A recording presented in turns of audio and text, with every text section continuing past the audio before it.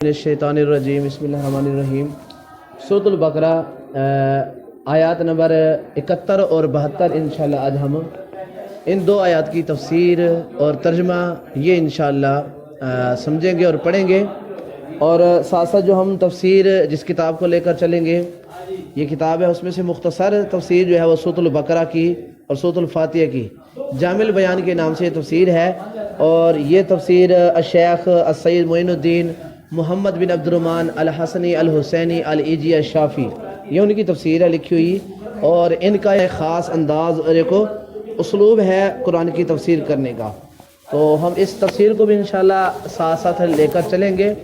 और इसके साथ साथ ज़्यादातर जो चीज़ हमने बयान करनी है वो इसका तर्जमा और इसकी मुख्तसर ग्रामर, जो एक आम बंदे को कुरान का तर्जमा जल्द आसानी से समझ आ सके, इसको पिक कर सके और इसकी बुनियाद पर मज़ीद वो जो है तर्जमा करने के अंदर उसको आसानी हो।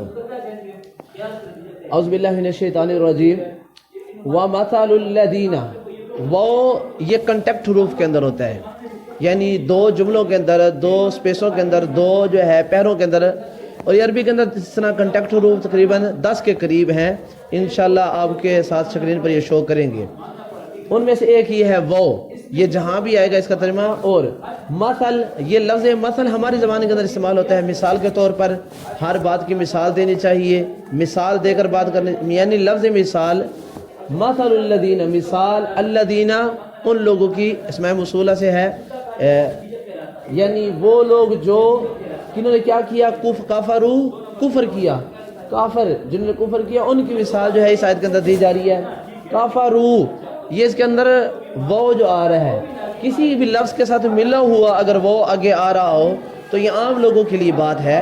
इसका मतलब है कि ये लफ्ज़ जो है वो जमा पर दलालत करता है, बहुत सारे लोगों पर दलालत करता है।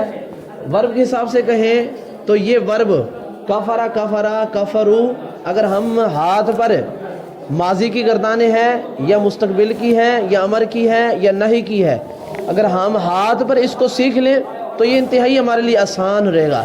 मेरे साथ तवज्जो करें ज़रा, देखना। कफरा, कफरा, कफरू, कफरत, कफरता, कफरना, कफरता, कफरतुमा, कफरतुम, कफरती, कफरतुमा, कफरतुन्ना, कफरतु, कफरना। यानी अगर हम किसी भी गर्दान को करना है, उसकी फॉर्म्स पढ़नी है, चाहे माजी है मुज़ारिह है, तो हाथ पर आसानी से हम उसकी फॉर्म जो है उनको पढ़ सकते हैं। तो कफरा, कफरा, कफरू ये तीसरी फॉर्म है। और लफ्ज़ का तर्जुमा ये है वाहिद के लिए है, जमा के लिए है। इससे बहुत से हमें आसानी हो जाएगी। कफरू ये सब के लिए, वो लोग जिन्होंने को कफरू कुफर किया। कमासलिल्लज़ी, उनकी मिसाल। काफ जो है ना, हम अपनी ज़बान के अंदर भी जो है इसका लफ्ज़ काफ को इस्तेमाल करते हैं। जैसे कहते हैं कैसे ये हुआ, कैसे, लफ्ज़ कैसे, तो काफ जो है ना वो इस मामले के लिए इस्तेमाल होता है।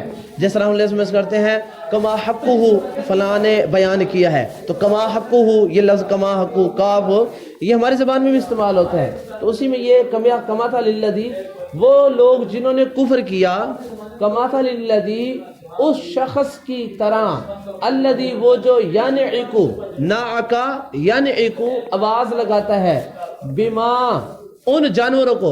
अब मान जो होता है ये ज़बील उकूल के लिए इस्तेमाल होता है अरबी के अंदर, और माँ जो होता है ना किसी भी चीज़ के लिए इस्तेमाल होता है। बिमा उन जानवरों को आवाज़ लगाता है, ला यस्माउ जो नहीं सुनते। लफ्ज़ समात हम कहते हैं अला समात, ठीक है। तो लफ्ज़ समात ही हमारी ज़बान के अंदर इस्तेमाल होने वाला लफ्ज़ है। और उसी में से यस्माउ, सामिया यस्माउ, यानी वो आवाज़ लगाता है, बिमा उस उन जानवरों को, ला यस्माउ जो नहीं सुनते, इल्ला मगर, निदा दुआअन व निदान, एक पुकार और एक जो है वो चिल्लाना, आवाज़। सवाए चिल्लाने के और सवाए पुकारने के वो जानवर कुछ नहीं सुनते। इसको सिंपल अल्फाज में आप सादा अंदाज में इस तरह लें कि अगर कोई जानवरों को चराने वाला है, बकरियों को चरवाने वाला है, या कहीं भी कोई जानवर देखता है उसको आवाज़ लगाता है, तो क्या वो जानवर उसकी आवाज़ को समझ रहे होते हैं कि हमें क्या कह रहा है? जानवरों को कुछ नहीं समझ होती कि हमें क्या कहा जा रहा है। हाँ, जानवरों के कान हैं, उनके कानों तक वो आवाज़ जा रही होती है, टकरा रही होती है। आप कहीं देखिए जानवर लाइन के अंदर चल रहे हो और आप जानवर को कहो, ओए फलां कान वाले, इस रंग वाले जानवर इधर मेरी बात सुनो, उसको नहीं समझ आएगी कि मुझे आवाज़ दे रहा है, मुझे कुछ कह रहा है। वो अपनी एक धुन के अंदर, अपनी एक तरतीब के साथ वो उस लाइन के अंदर वो चलता रहा जा रहा है। उसको तुम्हारी सिर्फ आवाज़ कानों के साथ टकरा रही होगी, समझ बिल्कुल उसको नहीं आ रही होगी। یعنی وہ جانور جس طرح ایک دوسرے کو دیکھ کر چلتے ہیں نا کہ فلاں اس طرف جا رہا ہے تو میں بھی اس طرف جاؤں، یہ اس طرف جا رہا ہے تو میں بھی اس طرف جاؤں، اس کے علاوہ ان کو کچھ سمجھ نہیں آتی کہ آواز لگانے والا ہمیں کیا کہہ رہا ہے۔ تو اللہ نے کافروں کی یہ مثال دی ہے کہ وہ اپنے آباء و اجداد کی تقلید کے اندر اتنے اندھے ہیں جیسے وہ جانور ہوتا ہے جس کو کچھ، اچھا جانور تو یہ ہے نا اس کے اندر اللہ نے سوچ اور سمجھنے کی صلاحیت ہی نہیں رکھی، جانور کے اندر سوچنے اور سمجھنے کی صلاحیت نہیں ہے، تو یہ تو انسان تھے، لیکن یہ اپنی تقلید کے اندر ایک لمبے دور سے اتنے اندھے ہو چکے ہیں کہ ان کی بھی حالت اس جانور جیسی ہو گئی ہے، ان کو کچھ نہیں سنائی دینے لگا، ان کو کچھ سمجھ نہیں آنے لگا تمہاری بات، آواز تو سن رہے ہیں، محمد کی دعوت سن رہے ہیں، پکار سن رہے ہیں، سارا کچھ سن رہے ہیں، لیکن ان کی سمجھ میں اتر کر اس سے کوئی تبدیلی آنے لگے، کوئی فائدہ نہیں ہونے لگا۔ یہ بات اللہ نے کافروں کے متعلق اور مشرکین مکہ کے متعلق کہی۔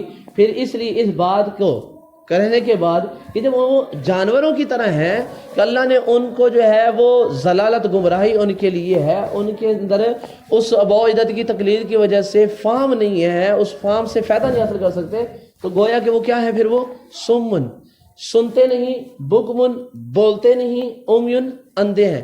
یہ آسان الفاظ کے اندر ترجمہ ہے، یہاں سواد ہے تو اسی سے ہم اردو کا لفظ لے آئیں گے سمن، سنتے نہیں، با ہے تو اسی با کے ساتھ ملتا ہوا لفظ لے آئیں گے بولتے نہیں، امیون تو حمزہ اور عین ہماری زبان کے اندر کوئی فرق نہیں کیا جاتا خاص، تو امیون اندھے ہیں۔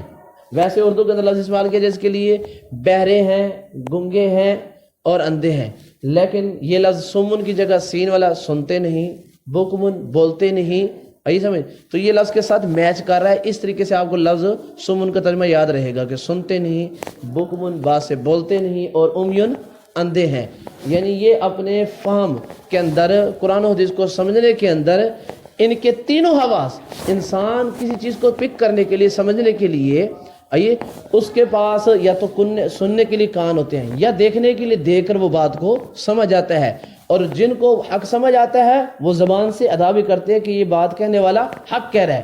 ان کافروں کے پاس جن کی متعلق بات ہو رہی تھی، جن کا پیچھے قصہ چلا ہے، ان کے اندر نہ تو جو ہے سمن سننے کی صلاحیت ہے، یعنی سنتے تو ہیں لیکن جانوروں کی طرح سنتے ہیں، فقاہت نہیں ہے ان کے پاس، سمجھنا نہیں ہے، تدبر نہیں ہے، غور نہیں ہے، بکمن، اور اگر سن بھی لیتے ہیں تو حق کہنے کی ان کے اندر وہ اللہ رب العزت نے صلاحیت وہ چھین چکی ہے ان کی اندھی تقلید کی وجہ سے۔ اومیون دیکھ تو رہے ہیں لیکن وہ جو دیکھنا ہوتا ہے انسانیت والا، سمجھنے والا دیکھنا، وہ نہیں ہوتا۔ اس لیے یہاں پر اللہ نے کیا فرمایا آگے مزید تاکید کی، فہم لا یاقلون، وہ سمجھتے نہیں ہیں، عقل یہ یاقلون، پھر وہ اور نون آ گیا، جس لفظ کے آگے میں وہ اور نون آ جائے تو یہ ہمیشہ یاد رکھنا وہ جمع پر دلالت کرے گا، یہ لفظ ہے پورا اس کے ساتھ ملا ہوا۔ جی امی، وہ جو آپ لفظ امی لے رہے ہیں نا، لفظ امی میں یہ لکھ کر دیتا ہوں آپ کو،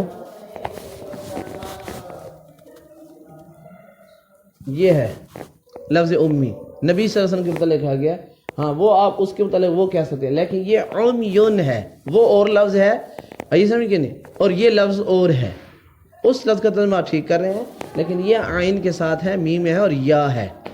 یہ ڈکشنری کے اندر عین، میم، یا، یہ تین لفظ لکھ کر دیکھیں گے تو یہ اندھے کو کہتے ہیں، نبینے کو کہتے ہیں۔ اچھا، لا یاقلون، عین قاف لام عقل، اور پیچھے لفظ لا آیا ہے عربی کے اندر تو ہم سمجھتے ہیں لا لا لا، ہر ہم پاکستانی کو، ہر ایک طالب علم کو پتہ ہے کہ لا کا ترجمہ نہیں، تو آگے عقل، لا عقلا، تو اس کا مطلب ہے ان کی عقل نہیں ہے، لیکن یہاں مضارع کا صیغہ استعمال ہوا ہے یا عقلو، بچے کو ترجمے کے ساتھ گردان آنی چاہیے، یا عقلو یا عقلانی یا کی لونا، میرے ساتھ گردانے بھی یاد کر لیں۔ اذان ہو رہی ہے انشاءاللہ، یہ آیت ہی آج کے لیے کافی ہے، پھر کل جو ہے اگلی دو آیتیں پڑھیں گے۔ السلام علیکم۔